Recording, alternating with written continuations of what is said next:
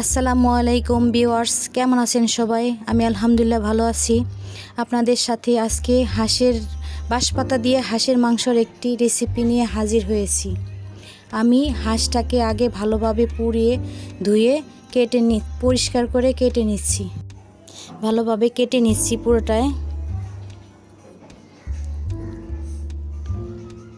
আমার কাটা প্রায় শেষ।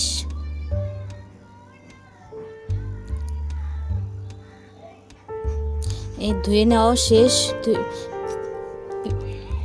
পরিমাণ মতো পেঁয়াজ কেটে নিয়েছি, আস্ত রসুন নিয়েছি। এবার কড়াইতে তেল দিয়ে দিলাম, গরম মশলা ভেজে নেব। গরম মশলাটা একটু ভাজা হয়ে গেলে পেঁয়াজগুলো দিয়ে দিব। পেঁয়াজ, আস্ত রসুন ভেজে নেব ভালো করে। সাথে কাঁচামরিচও দিয়ে দিছি কয়েকটা। এবার একটু পানি দিয়ে লবণ দিয়ে দিলাম।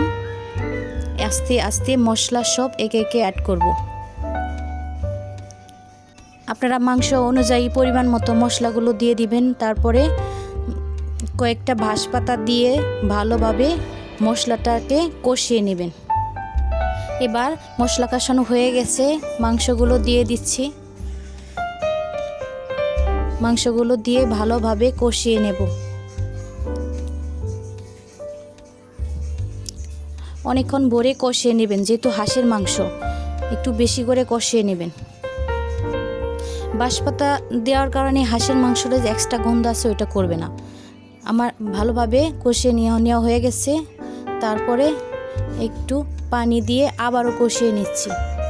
কষানো হয়ে গেছে, একটু পানি দিয়ে ভালো করে জাল করে নামিয়ে নিব। আমি ঝোল রাখবো না, আপনারা চাইলে ঝোল রাখতে পারেন। আমার রান্না কমপ্লিট, এখন পরিবেশন করছি।